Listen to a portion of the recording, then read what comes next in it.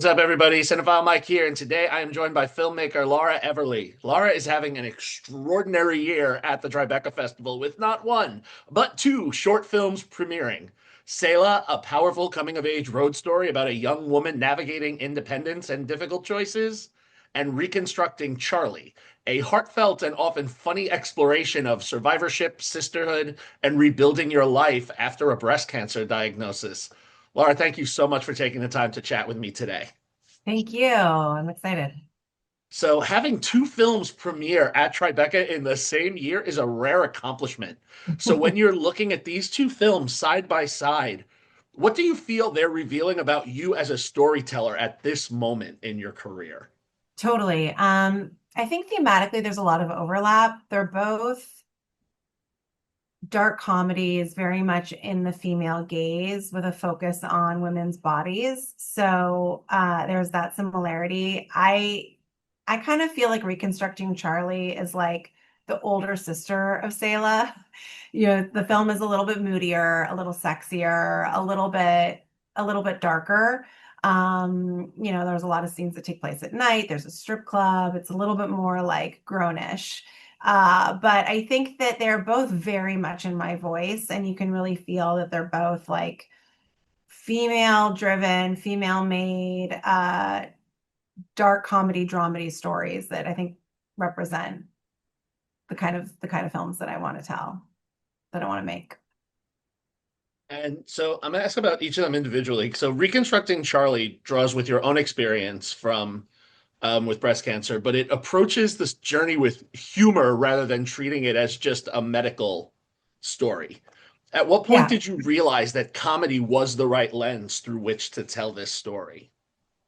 Well, I tackle a lot of really uncomfortable topics through the lens of comedy. It's kind of what I do. I never intentionally set out for that to like be my genre, my brands, but I think that's how I operate in life is like there's hard stuff and I alchemize it through the lens of humor. And so, the more I've just kind of dropped into my authentic voice, that's what my films have become. And so I've tackled a lot of more uncomfortable topics, everything from like, reproductive rights to the Holocaust, using the lens of humor as a way in. Mhm. And I think, it's a way that we like cope and metabolize the difficult parts of our lives, but I think it's also a way to bring in a larger audience. I think that like, when you approach things didactically and medicinally, it can just be like, oh, I don't want all this medicine right now. It's a lot.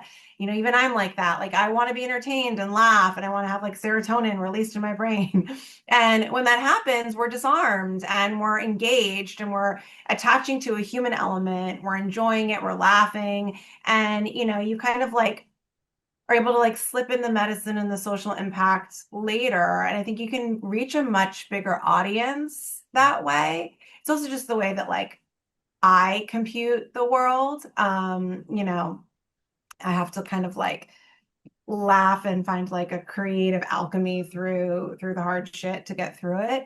But I think that there is, particularly regarding the breast cancer, I had went through a breast cancer and divorce at the same time last year. So a year later to be on the other side of it from both a health perspective and a creative perspective is like pretty pretty great. I feel like I've like flipped the coin. And I really wanted to tell a story about living with cancer and living beyond it and the way it can kind of be this catalyst for an identity shift in your life. And it doesn't have to be like a story about, and then she died. Like there are a lot of women in particular that get breast cancer and they treat it and they move on and their lives are forever different and the perspective and psychology is different. The relationship with their body is different, but it's not every story about cancer has to end in death. And I think that was like a really important reframe to take. No, I absolutely agree. And then with Selah, one thing I loved about this one, so now this one, where Reconstructing Charlie had more of the interesting locations. And I don't want to really spoil them because I want people to enjoy that when they see the film.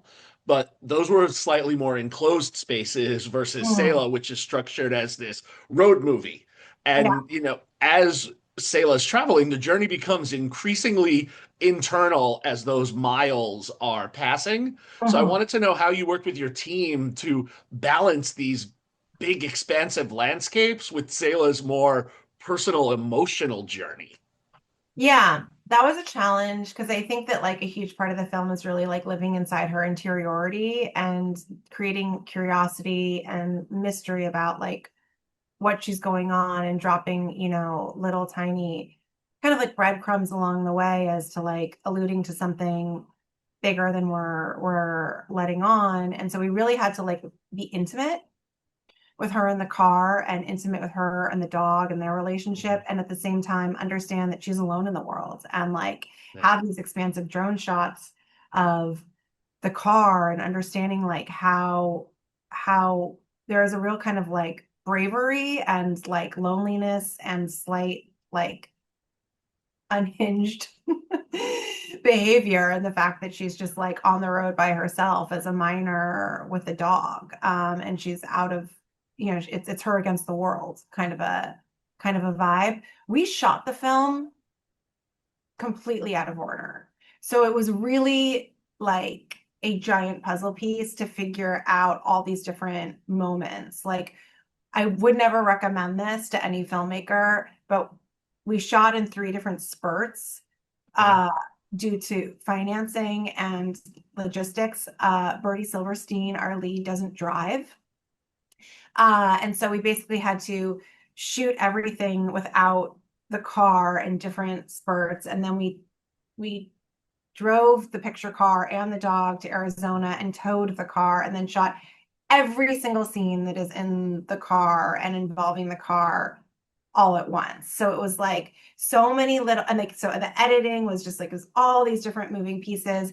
So it was a real challenge, I think, for me as a director and also for her as an actor to remember like this little tiny scene that we're inserting here is between this moment and between this moment. And, emotionally you're here because we shot it, there was just nothing linear about the shooting process at all. So the fact that it actually like comes together and there's like a good, strong emotional through line feels like a little bit of magic.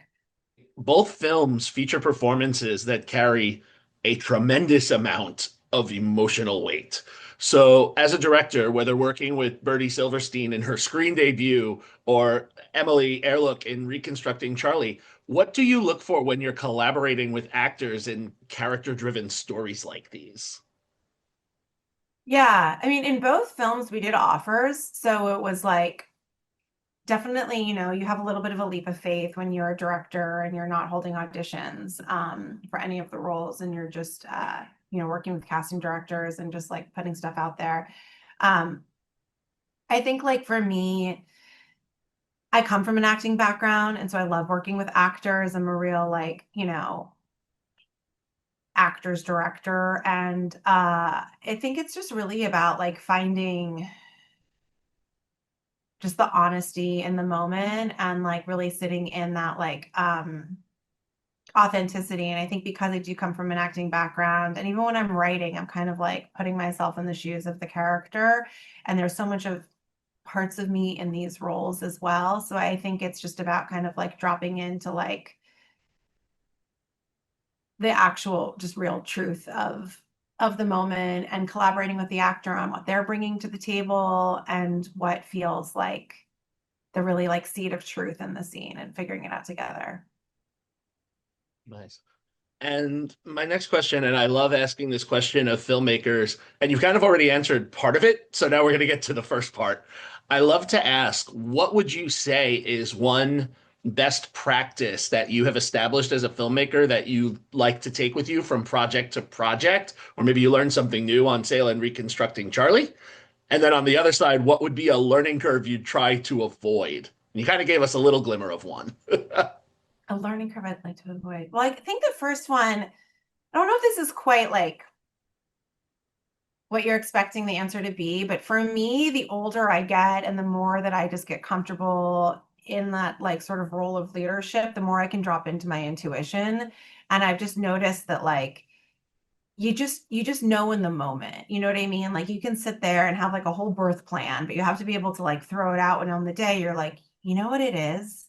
it's this, and that you might be figuring that out in real time with your talent, or like good ideas come from everywhere, and it's just about being, when you are open and dropped in energetically and like you're fully present as a director, like what's working and what's not, and you can get out of your head. And the more that I'm on set and telling stories that are like, close to my own personal experience, the more I can just like automatically feel and know if something's like working or not. And I don't get in my own head, and I can like speak up right away and like steer it just like a little bit in one direction or the other in order for it to really pop. Um, and I just want to keep leaning into more of that intuitive process. So it's not really like a tool, but it's just sort of like trusting yourself. Mhm. A learning curve I want to avoid. Um, what did I allude to before? When you were talking about you wouldn't give this advice to filmmakers about the Oh, different pockets, so you kind of alluded to one. yeah. I mean, making Selah in particular, they were very different processes. Like Reconstructing Charlie was fully funded by Eli Lilly via Tribeca Studios, and that was such a gift. So we had all of our money. We went in, we did a production as like, by the book, as you should. It was 5 days in a row. Everything was like prepped, shot. It was fast and furious, but it was just like a one quick fever dream. Selah was like up, down, raising money as we shot. I personally don't ever want to raise money again. I think that was like something that was out of my wheelhouse, and I'm best as like a creative and not as like a, you know, finance Yeah. finance girl. Uh-huh. So that there are weird silver linings to shooting in spurts, because you can edit what you've shot and then find little narrative nuggets that you're like, what would actually be really helpful when we go back up is to have her say this one line, because it'll connect and we're kind of missing it. So it gives you this like interesting portal in, but it's also a continuity nightmare. I mean, don't ever. I had to keep a dog. I had to adopt a dog over the movie because we weren't able to like have this dog come and go. And so I wound Right. up like getting this dog that we were only going to foster and like keeping him for production's sake. So like that's like my huge director commitment. Don't adopt animals as a director. Don't adopt animals for films. Fair enough. Fair enough. Because now he lives with me for like the Oh, next decade and a half. but he will love you. He is such a little asshole and such a sweetheart at the same time. He is but you know what? That dog has so much personality, and you can feel it in the film. He's so vocal and he's so expressive. And like literally some of the audience's favorite moments when we premiered on Thursday were the dog.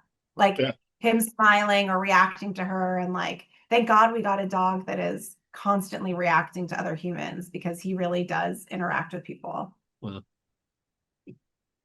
and my last question before I let you go, whether audiences get to see Selah, Reconstructing Charlie, or both, what is something you hope they will carry with them after the credits roll?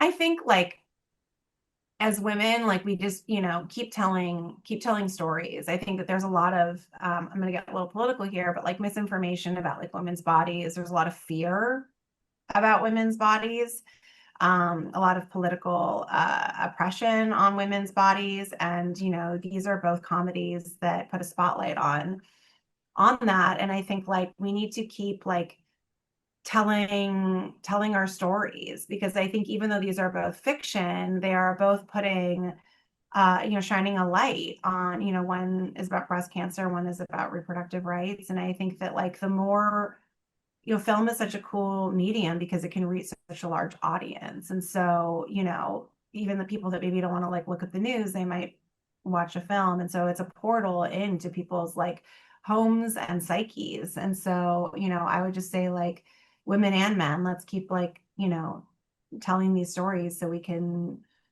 have impact and move the needle. Well said. Well, Laura, thank you so much for taking the time to chat with me today. Congratulations Thank on you. I really having appreciate both it. films in this year's festival. I wish you continued success with both.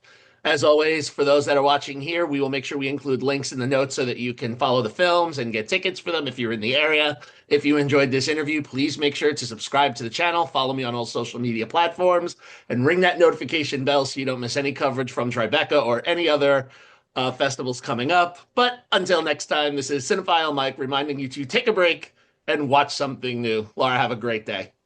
Thank you so much.